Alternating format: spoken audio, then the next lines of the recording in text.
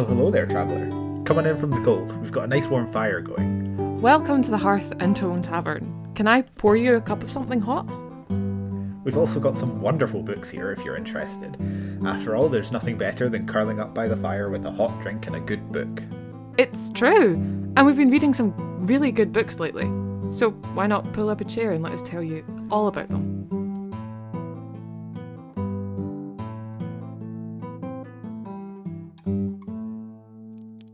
Hello and welcome to the Hearth and Tome podcast, a monthly book club hosted by me, Phoenix Arden. I use they them pronouns.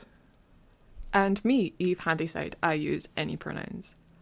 Welcome back to the tavern. This month we're discussing A Natural History of Dragons by Marie Brennan. Well, hey, why don't we jump right in? Heck yeah. And begin with a quick little description of the book. This book is written in the style of a memoir. Fictional memoir by a woman called Lady Trent. She is essentially writing what is her life story from it starts at when she's like younger, 17-ish in this book, and it's her becoming a dragon zoologist over her years. Yeah, so like her I guess present day self that is writing the memoir, she's like a well-known dragon naturalist, and she's like decided to write the memoirs of how she got to this point in her life, and so this book, I think it's mostly set when she's like in her late teens, like you said. I think she's like 18, 19 for most of the book. Oh, perfect. And yeah, basically it's like she starts off as a child, has like a fascination for dragons, but everybody's like, no, you're a woman. Women don't find things interesting. And, she grows up. She has to get married. But she meets this guy who's also really interested in dragons and like lets her have access to all of his books and all this stuff. And then eventually she manages to persuade him to ask this lord who's going on an expedition to find some dragons, and she persuades her husband to ask the lord if she can go with them on this expedition, and he lets her, and most of the book is the story of the expedition. It's one I'd heard a lot of good things about. I heard fantastic things. It's like it's a series of 8, 9 books? I think it's only 5. Is there? Well, there's a sequel series, so 8, 9, 5, similar numbers. Exactly. Who's to say the numbers? And it is fantasy, but the world is very heavily, like, the place she comes from is very heavily based on, like, Victorian England. Yeah. And other parts of the world are also quite clearly based on parts of the real world as well. Yeah. So, like, it is fantasy, but it feels more like like the actual world. Urban fantasy-esque, but not entirely urban fantasy. Yeah. Yeah, kind of, yeah. Close enough. Yeah. I also... It counts. I feel like I should say right off the bat, I really like the cover.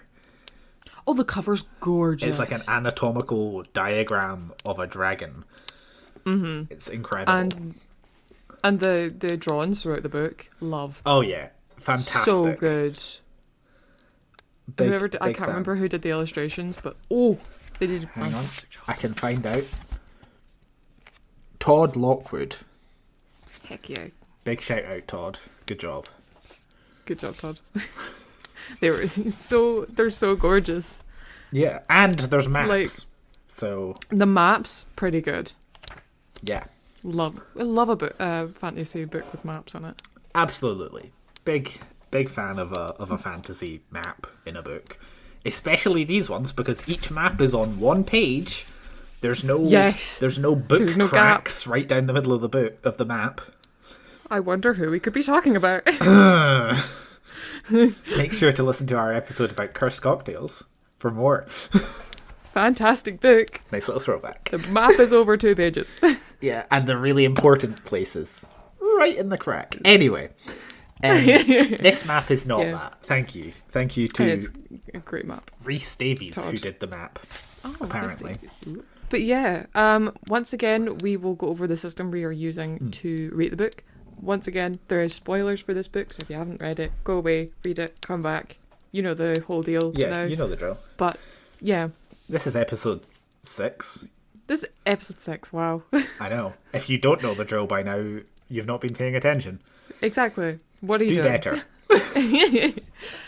Yeah, we'll be using the call pile system to rate this book, as we do always. Call pile originally created by Book Roast on YouTube. It breaks books down into 7 different categories, which are characters, atmosphere and world building, writing style, plot, intrigue, logic, and enjoyment. And you give each of those categories a score out of 10, add them all up and divide by 7, and that gives you your overall score out of 10 for the book. So, Eve, what was your overall score out of 10 for Natural History of Dragons? Okay, I wish I wasn't going first, because mine's a 5.7. You know, we're not actually too far apart. Really? I thought you really liked this. I was like, I did. I was like wearing. And we'll Wearily. get to that, but I gave it a 6.7 out of 10. Oh, so we're literally. So we're a point apart, point which away. is pretty close. Yeah. I'm so proud of us. That's not that different. Fantastic. I think basically what I would say on the whole for this book is I did enjoy it, but there were some things I would have liked to have seen Yeah, that for I think sure. might have made it better. And I think I probably will read at least the next book in the series. Yeah, me too. Just I'm to see if curious. it's like got more of the stuff that I was looking for. So like I don't think it was bad at all. Yeah. Yeah, no, it But was a good. There were just some book. points where I thought it was a bit lacking. Yeah, same. I was the same, but I will read the next one. But this one was very slow. But we'll get into that. Why don't we jump straight into character? Yeah, let's. Perfect. What did you give character? I gave it a 7 for characters. I gave it a 6. Oh my gosh. A point apart again. Not again. Yeah, the characters were good. I remember 2 of them. I literally have 2 of their names written down. That was it. Because I was doing notes before this, and I couldn't remember anyone but Isabella and Jacob. That was it. Yeah, so Isabella is the main character. She is Isabella, who eventually becomes Lady Isabella Trent. But to be clear, she does not become Lady Trent in this book. No. By the end of this book, she is still just like Isabella, whose surname I Camhurst. can't remember. Camhurst. That's it, thank you. It's the only thing I can remember. And Jacob is her husband. Who's a wee sweetie Jacob pie. Camhurst, who I did really like. I liked loved him, him. and I liked her. Uh-huh.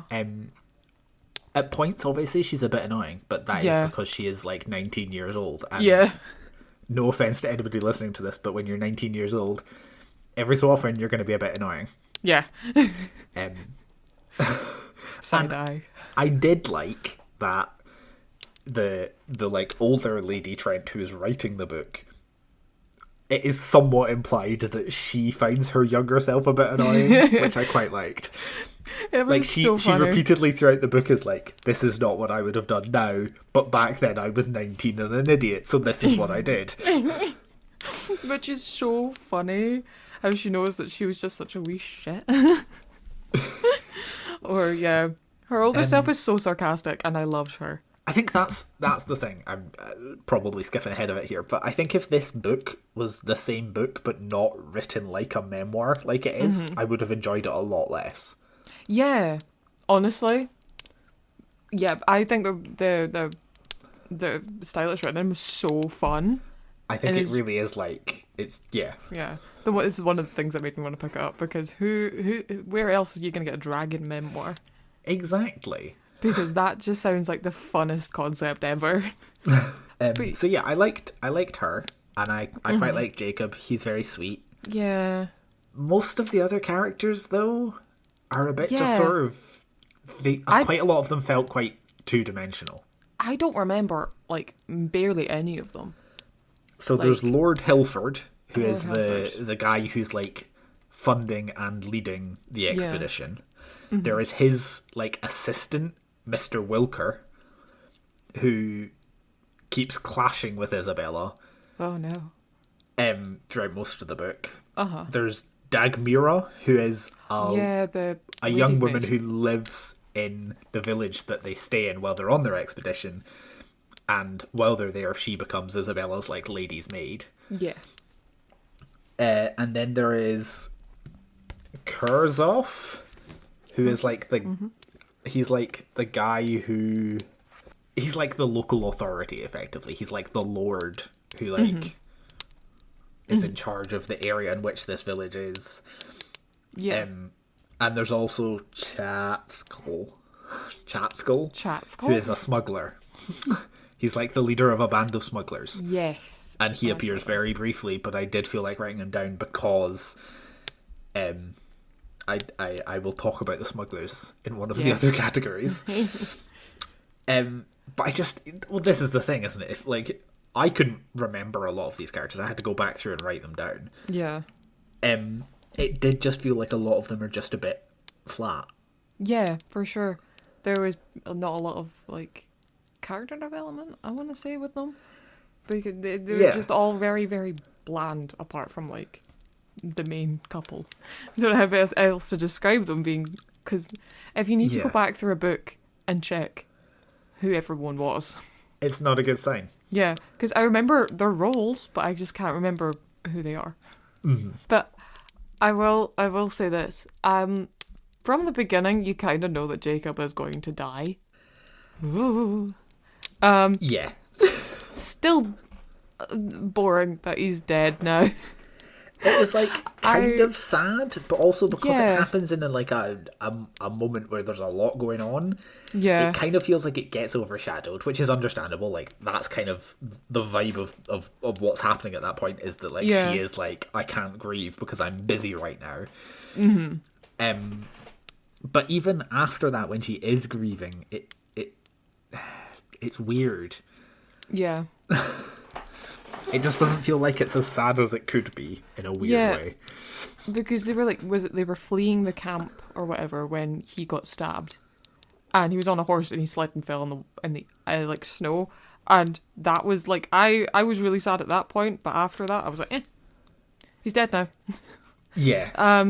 It just felt there was no like huge point after it. Yeah, she did have his child, which she also called Jacob. That was very This sweet. is true. Love that. This is true. Love like that. she discovers after he dies, she discovers that she is pregnant with his child. Yeah, which is very sweet. Which is interesting. But I felt his death came out of nowhere, a little bit, just a tad. Like I had to reread that passage a couple times where it was stated that he got stabbed. Being like, did he get stabbed? Because I can't tell here, because that other guy also gets stabbed. Yeah. And I was like, wait, why is he in the snow? And I had to go back and read the entire chapter because it bamboozled my brain that he was dead now. Yeah. No, I get that. I think it just it needed something more to it. Yeah. Yeah. A little bit extra definitely. grief mingled in with the other stuff. Mm-hmm. Be sadder. Be sadder. Be more pathetic about your blower dying. Your husband. Your husband's dead now. Come on. I mean, I did like that the older version of her did comment on his death, being like, I didn't want to talk about this, but I guess I have to.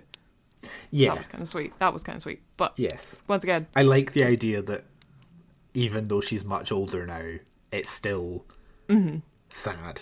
yeah. And you can understand that because what we do see of their relationship is quite sweet. Right? Yeah. Like they seem like a really good fit for each other. And I'm just curious what the next love interest is going to be because she has to get the last name Trent.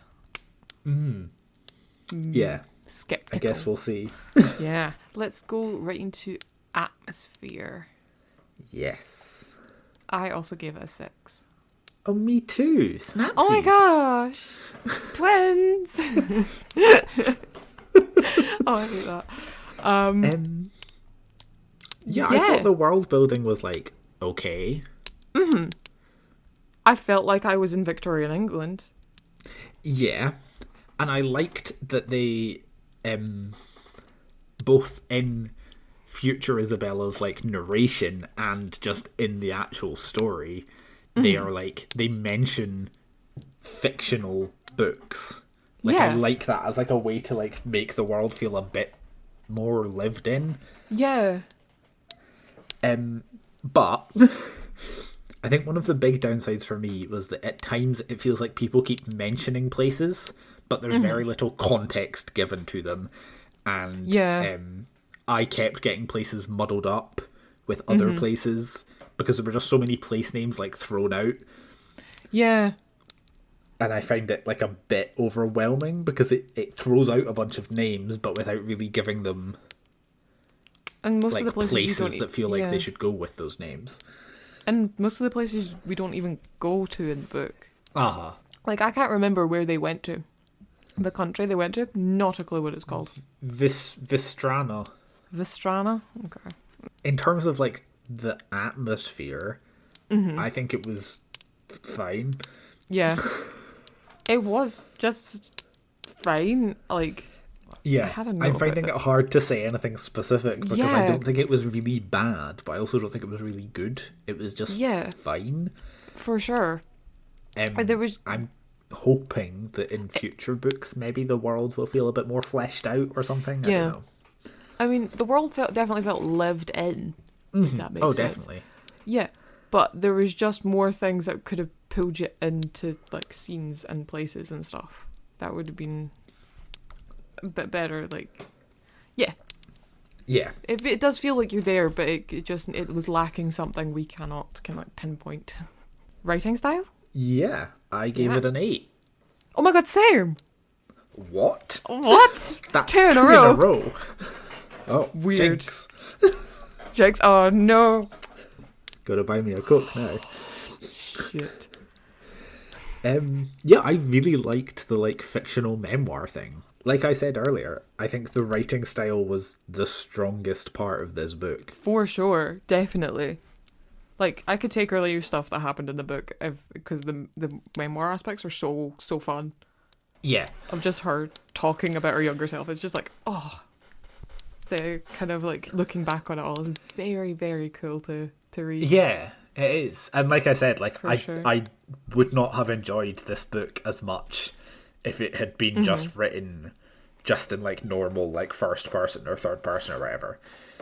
Yeah, for sure. And I wouldn't want to keep reading the series. Yeah. But I think because of how the older Lady Trent is, like I think her voice really makes the book.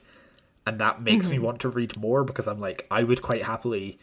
It almost feels like, you know, you're literally like sitting and there's this like older lady telling you stories from her childhood, or not her childhood, but from like her Yeah. adventures when she was younger. Like it feels like you could be like in a room with her, Yeah. and that's fun.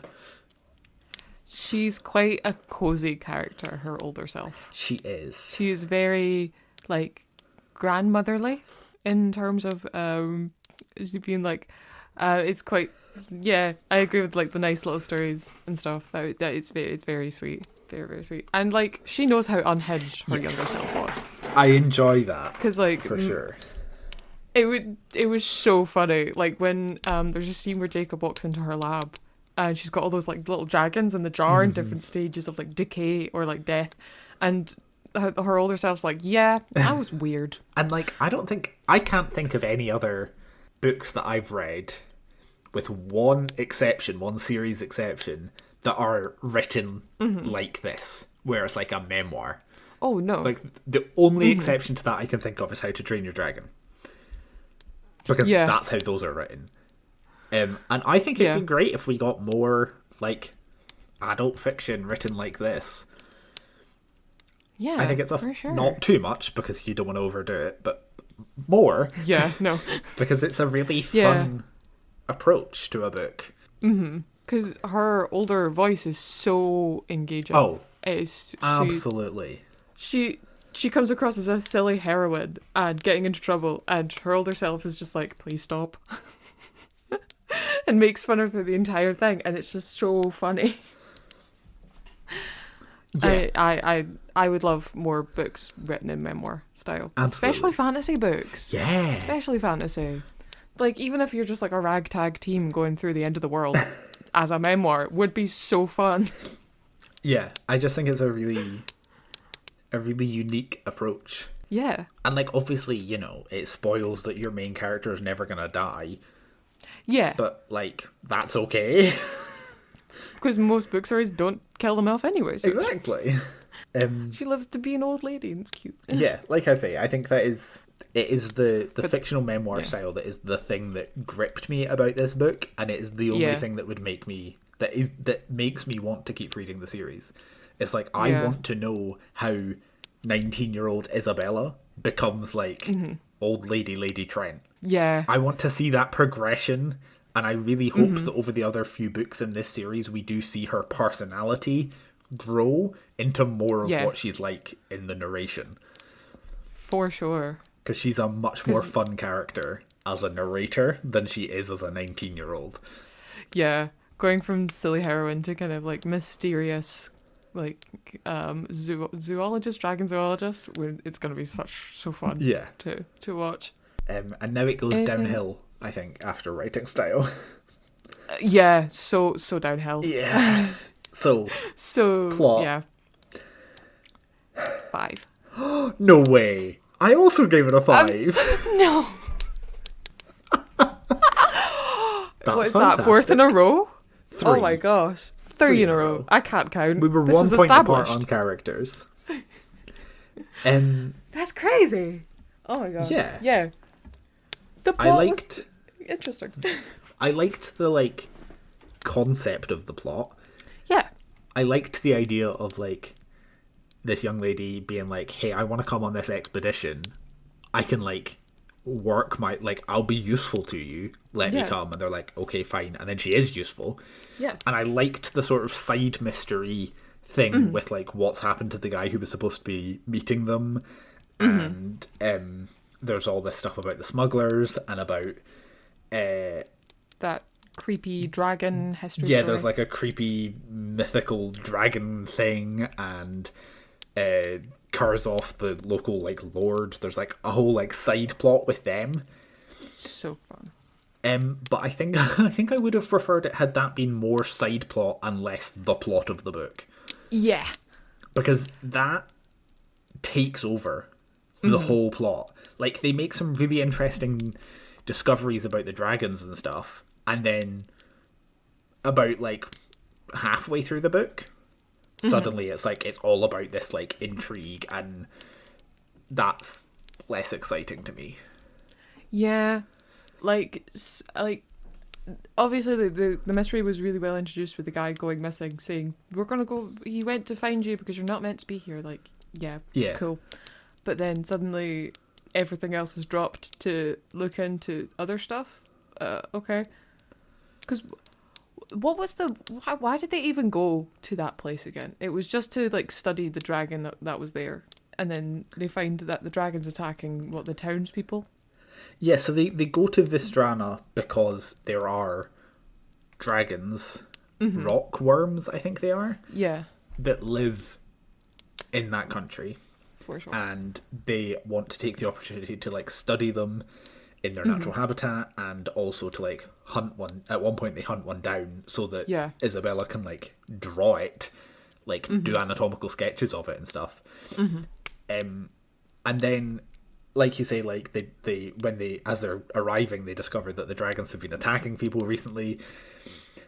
And that's like an interesting plot thread, and the guy who was supposed to be meeting them and looking after them while they were there has gone missing. And like you say, like one of the villagers at one point is like, hey, he went to find you because he'd sent a letter saying not to come, but then he Yeah. was worried that it wouldn't get there, so he went to try and meet you to stop you, and obviously none of them met him.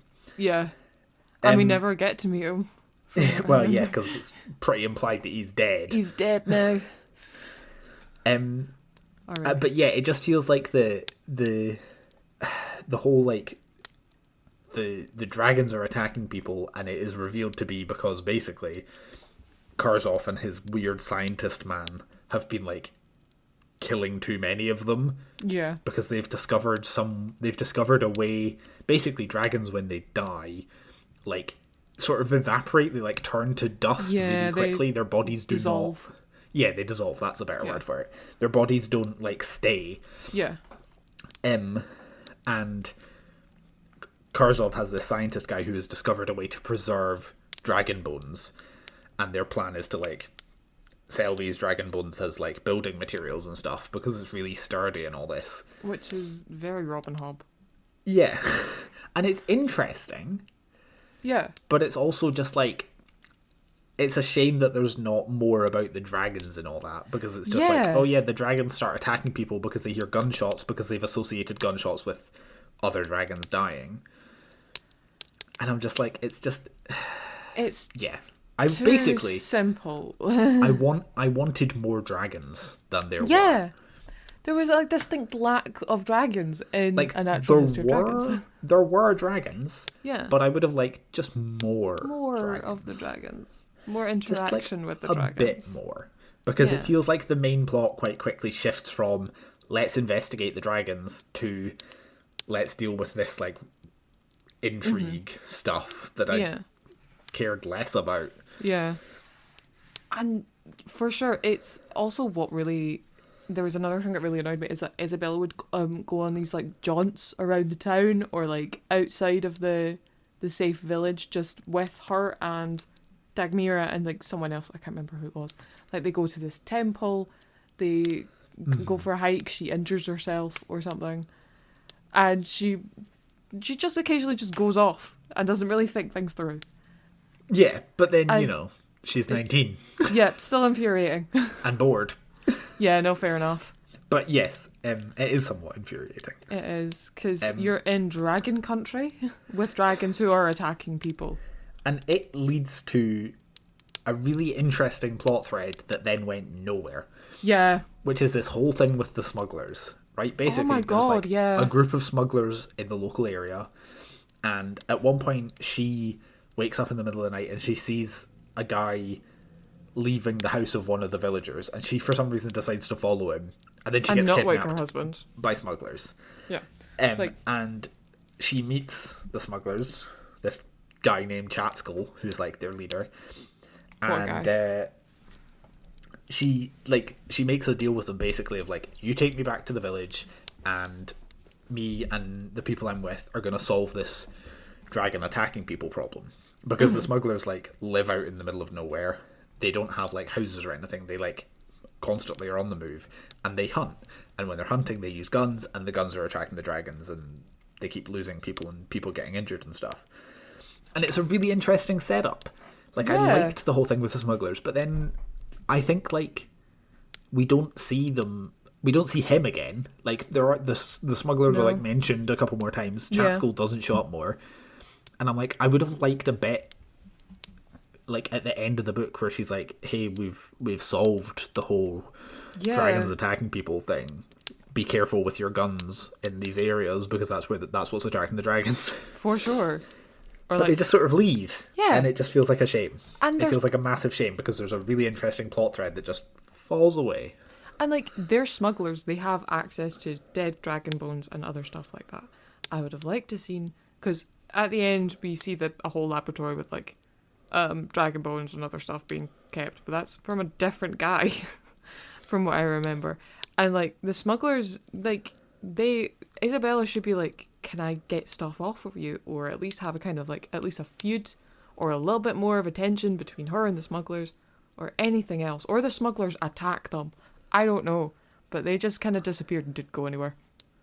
Yeah, and it felt like a shame. Yeah, like they didn't seem to actually have any like consequences on them, but where did they go? That was the biggest sort of downside of the book around the plot for me, was like there were just a couple of threads like that just sort of stopped, and it feels sad, because there is potential for sure.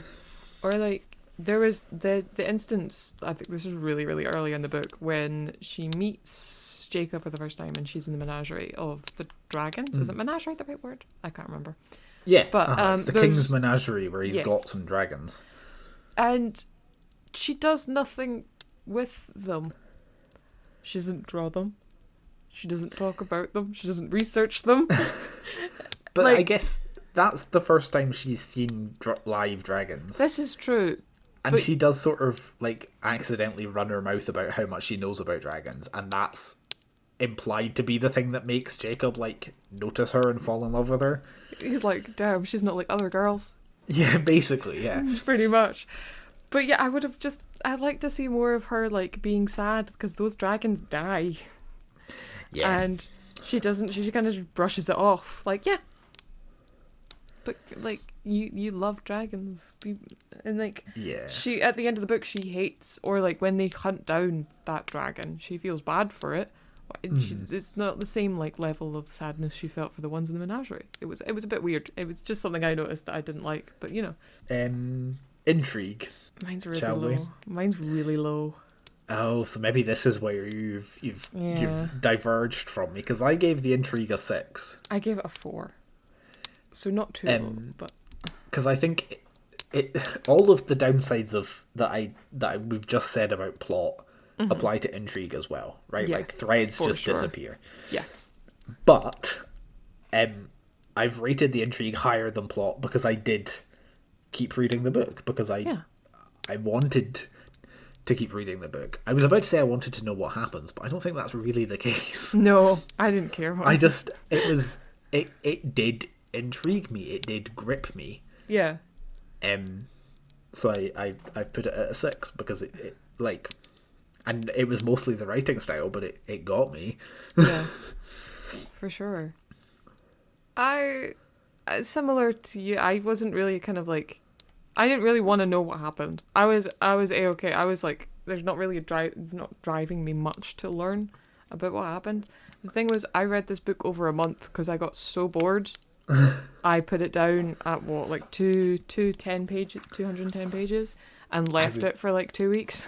Gonna say, because you started it before I did. Yeah. Before I'd started, you were 50 pages from the end. Yeah. And then I picked it up and finished it, and when we next spoke, you were 10 pages from the end. It's because the last 100 pages are so boring. Nothing happens. Like, well, yeah, the last 100 pages is where all of the stuff happens. It's just not interesting stuff. It's just not interesting. Exactly. Like, sure, she goes to that temple and she gets a supposed curse. Sure, that's kind of fun, right? I don't care that she has to get dunked in water. Like, sure, that's also kind of fun. Or that she keeps hearing creaky noises when she's in the sauna. Or, I don't know, she bored me as a POV kind of thing. But it took me forever to get through, and I didn't feel a driving force to push myself through it.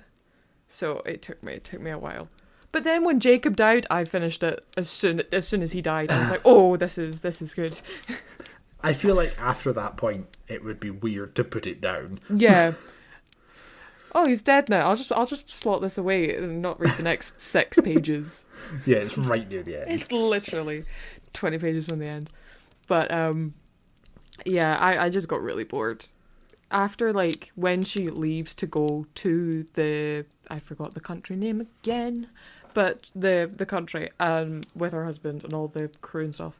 From starting when they got there, I was so bored with the book. Yeah, there's a lot of nothing happening, or like really uninteresting things happening. And as you said, threads disappearing constantly as soon as they get there. So because I think her getting kidnapped by the smugglers, that happens I think before they hunt down the dragon and stuff. Yep. So like that is the most interesting thing that happens for a good chunk of the book, and it just gets dropped. Yeah. And it's like, I thought getting out of the camp seemed a bit too easy. Like, she just talked her way out of it very easily for a 19-year-old who's never been in a kidnap situation before. Yeah. Like, I'd be freaking out. I'd be crying. I'd sob at them. I don't know where I am. Kind of thing. Yeah. And, yeah. But she seemed very calm about it all. I don't know.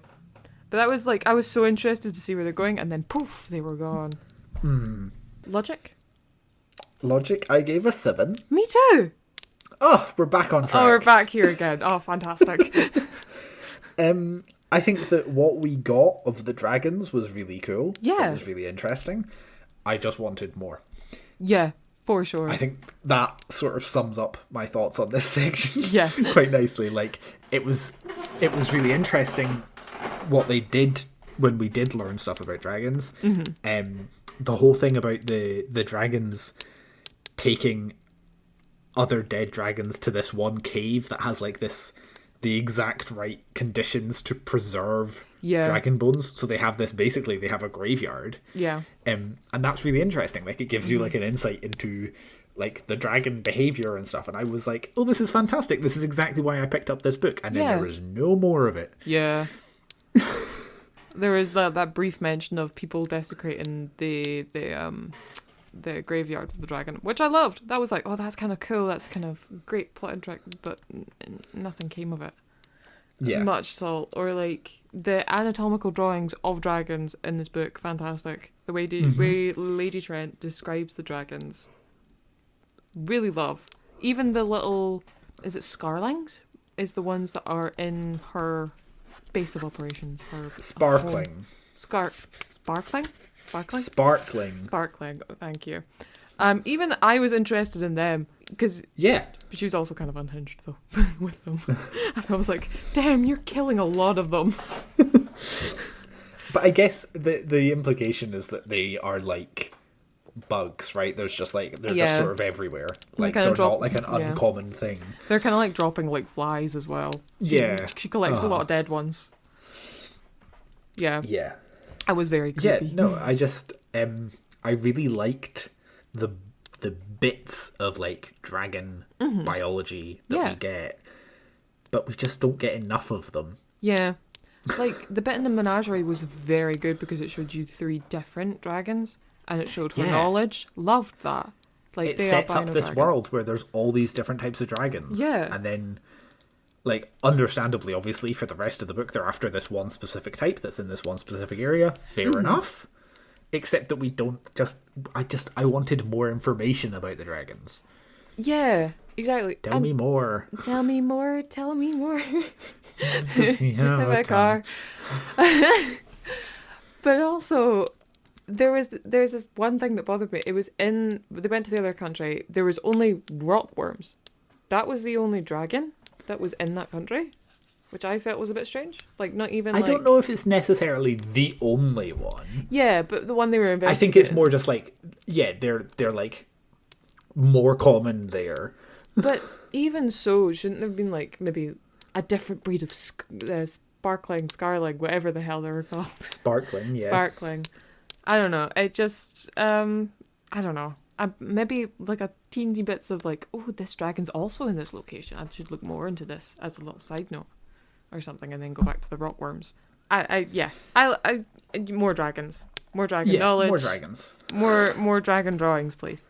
The dragon drawings, just creepy as hell. Love them. More dragons. More dragons. I always want more dragons. Anyway, enjoyment. I gave it an 8. I gave it a 4.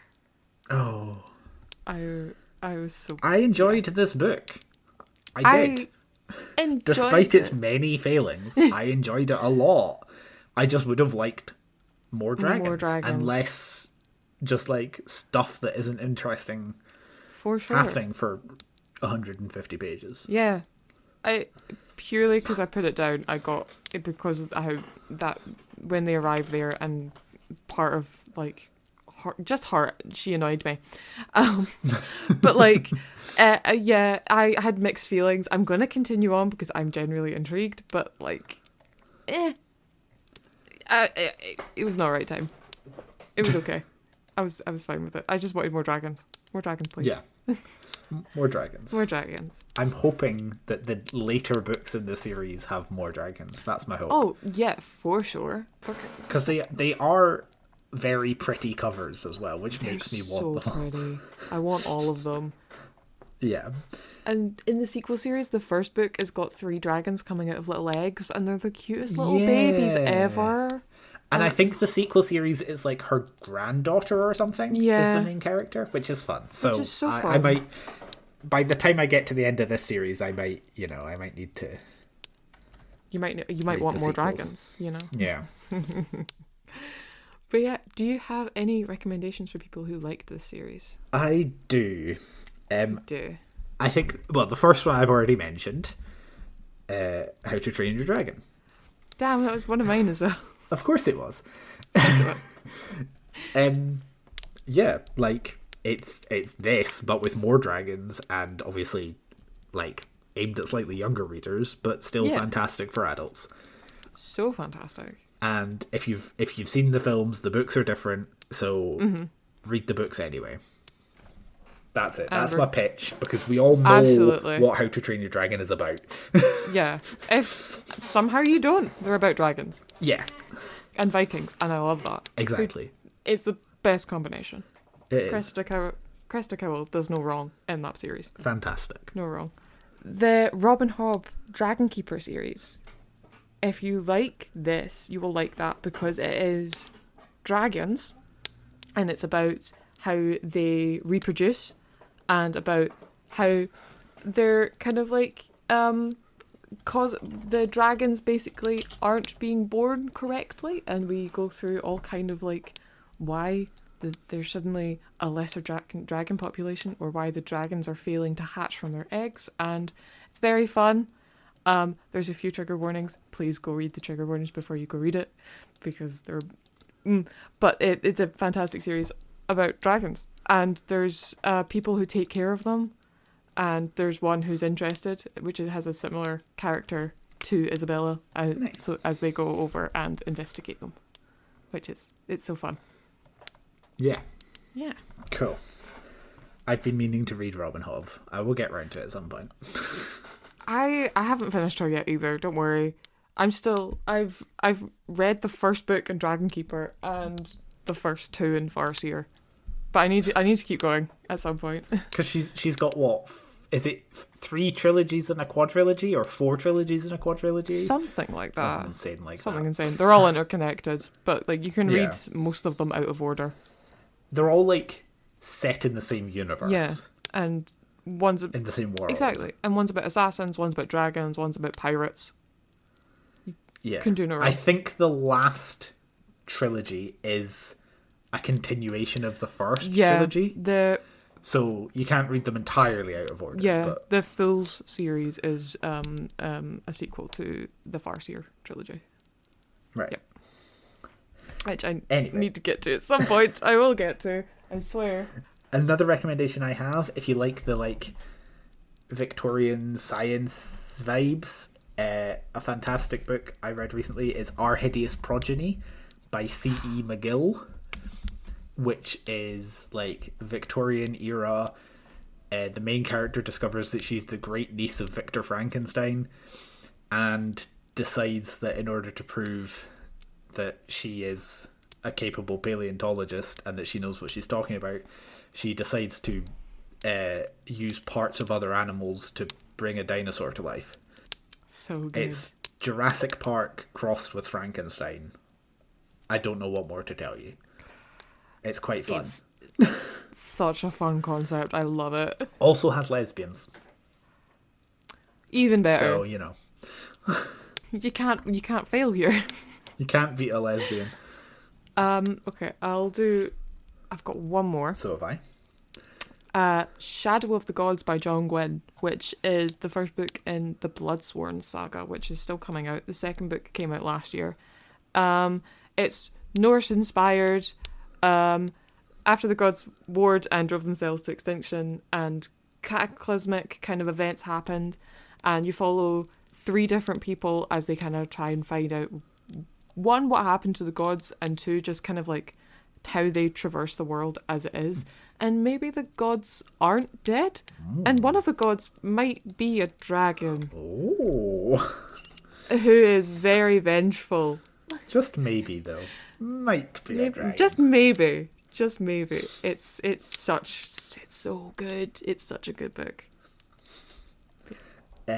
My last one, because I don't know if I've gone a single episode yet without recommending either Tamsin Muir or Becky Chambers. So, To Be Taught If Fortunate by Becky Chambers. Yeah. It's a novella. It is all about this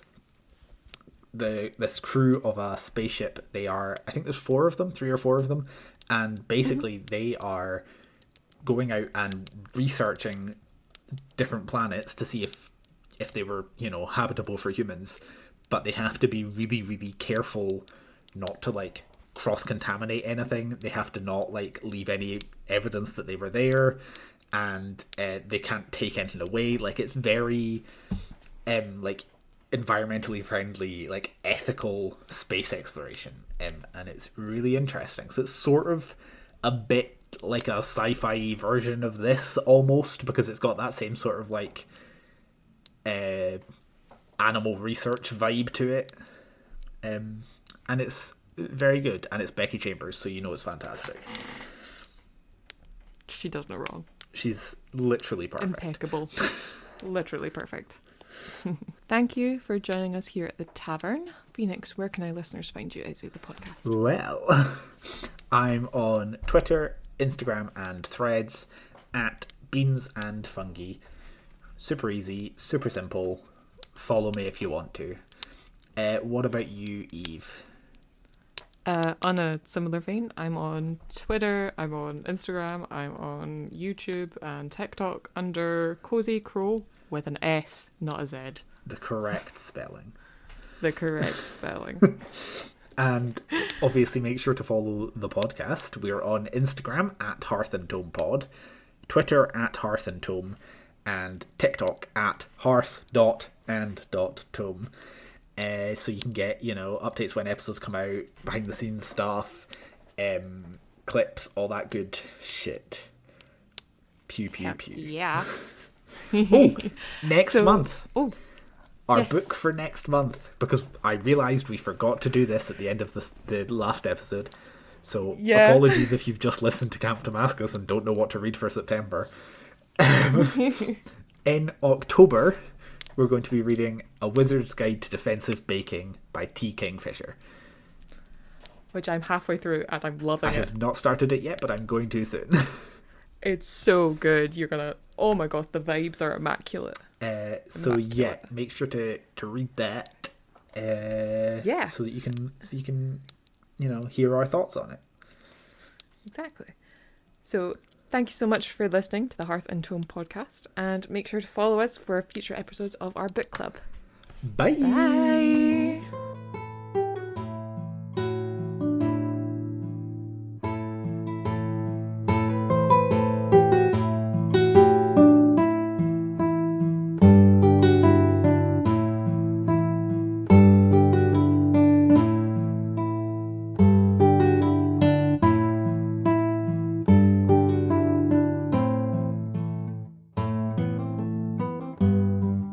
Music used within this episode was Midnight Tale by Kevin MacLeod through Incompetech.com. Licensed under Creative Commons by Attribution 4.0 license.